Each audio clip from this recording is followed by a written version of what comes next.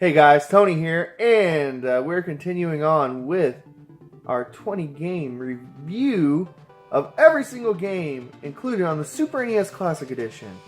And today we will be discussing Super Castlevania IV. This is quite possibly my favorite Castlevania game ever made, probably tied or behind Symphony of the Night. Symphony of the Night's kind of a different game, but as far as classic Castlevania games, you cannot beat Castlevania IV on the Super NES. Okay, I'm going to share does this belong on the Super NES Classic Edition, part of the 21 games included on the system. I'll be sharing my memories and just a quick review of what I like, what I don't like. So guys, thanks for watching. This month's been a blast. And if you haven't subscribed, please do so. Reminder, if you do, if you're a subscriber of mine, that puts you in the running for our Super NES Classic Edition. Alright guys, let's check out what I had to say about Super Castlevania IV.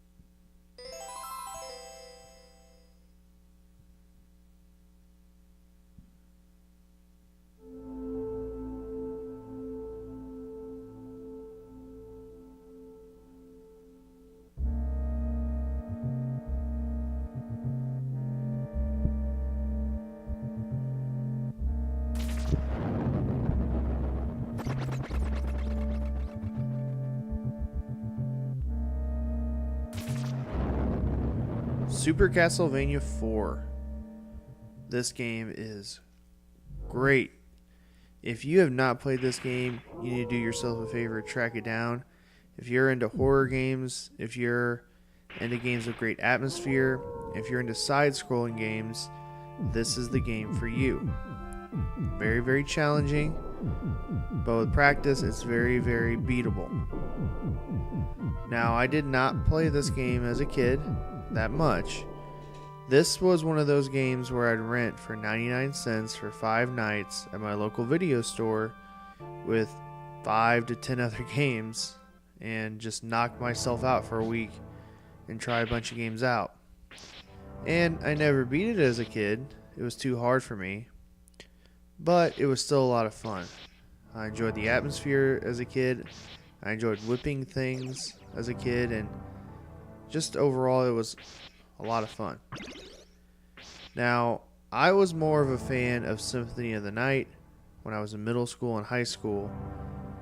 Alucard was the man for me. I loved Alucard. I loved that style of Castlevania, Metroidvania, and with the map system and the saving, it's a great game. And it was a twist on the linear feel of the old Castlevania games, like Castlevania 1 through 3, and then Castlevania 4 here on the Super Nintendo. Now, the original trilogy, just real quick, on the NES, it's worth your time playing too. Castlevania 2, yeah, it gets a lot of hate, but I still think it's a fun game, regardless of what the Angry Video Game Nerd says. And Castlevania 3, if you're going to have to play 1 on the NES, you need to play 3, Castlevania 3. Now, I didn't really play this game a whole lot. It was too difficult for me. When I started playing this game, it was in college. And actually I played it, just here recently as an adult. And I actually played this game a lot when I was playing like Super Punch-Out in college. I played it on emulator. Okay, I was a cheap college kid back then, and I just wanted to play games. And back then, I still couldn't beat the game. I can't beat it now, guys. It's just one of those games. I might try to sit down with the Super NES Classic Edition and try to beat it, finally. Now let's talk about the things that I like about this game. First of all, let's just get this out of the way. The music. Oh, it's so classic. It's so good. It's very Super Nintendo-esque. When I think of Super Nintendo soundtracks, like the best of the best, this is up there. And so classic, so good, great. Now the graphics, they're good too. This was an early Super Nintendo title, so it's not going to be as refined as other Super Nintendo games, but that's fine. It gets the job done. The graphics are good enough. You can tell it's a 16-bit game. And I also like the parallax scrolling going on in the background. A lot of layers there. Now this game does use some Mode 7 later on. Like Simon is actually like in a room where it rotates, and that's Mode 7. Now you're gonna see me fail pretty miserably here. I'm gonna die several times, and I don't know why. I hadn't played this game in about 2 years. That might be part of it, but really I should be able to get pretty far in this game, right? It's not that hard. It's not as hard as Super Ghouls and Ghosts. Oh my gosh. Ooh, that's such a hard game. So the difficulty is just about right. You need to practice, just like I said in some of my other reviews. You need to learn some of the pitfalls and the enemy patterns. Like I forgot that you can actually hit the fireballs coming out of those the mouth of those like dragon bone guys, and you can actually, that's how you can dodge those. So just practice this game and you'll get better. The controls are phenomenal. Now the Angry Video Game Nerd, he did a full-blown coverage of the Castlevania series himself, and this is his favorite Castlevania game of all time. And he always raved about the controls and the whip controls. I agree. Now you see I failed again. Oh, guys, I am not that great at video games. But that doesn't matter, right?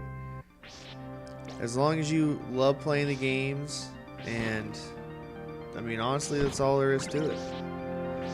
Enjoy playing the games no matter how bad you are, right?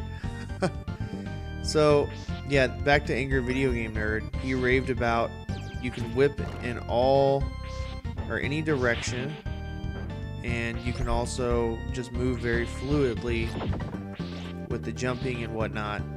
And I agree 100%. I also like that you basically all you have is that whip, and you get 2 upgrades for your whip. One makes it a chain, the other one makes it longer, and then you also get like a secondary weapon.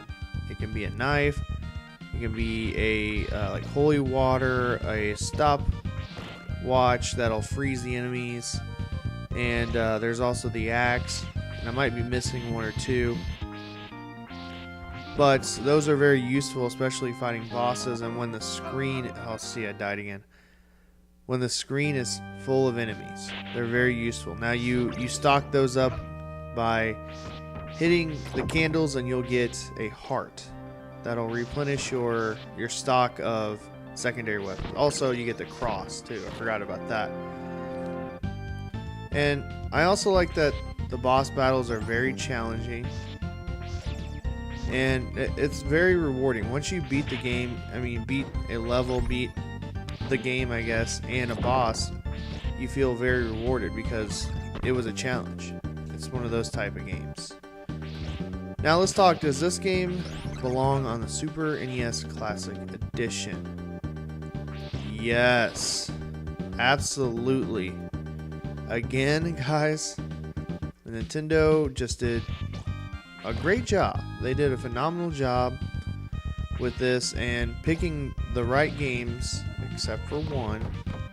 My only real gripe is they should have added some more, and I talked all about that. This game belongs on the Super NES Classic Edition. It's classic. And when I think, again, I've said this over and over again, if I were to make up a list of 20 Super Nintendo games that just automatically make me think of the system, this would be on there. This would be on there. And it's very challenging. And I pause it here. Don't know why. But it's very challenging, but very rewarding. And yes, you should play it. You should track it down. Okay, if you're not going to get the Super NES Classic Edition, you can actually find it on the Wii U Virtual Console for like what, $8? Is that right? Correct me if I'm wrong. And you can track it down on the system, but it's going to cost you a little bit of money. I believe $40 to $50 if I'm not mistaken. So guys, that's going to be about it. You're going to see me die here to some horse heads here in a minute. Guys, I wish I could have gotten a little bit further for you guys, but reviewing 20 games is very time consuming. So guys, thanks for watching. I've been loving this month.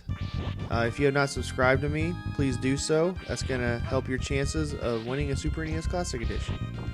Thanks for watching, guys, and have a great day.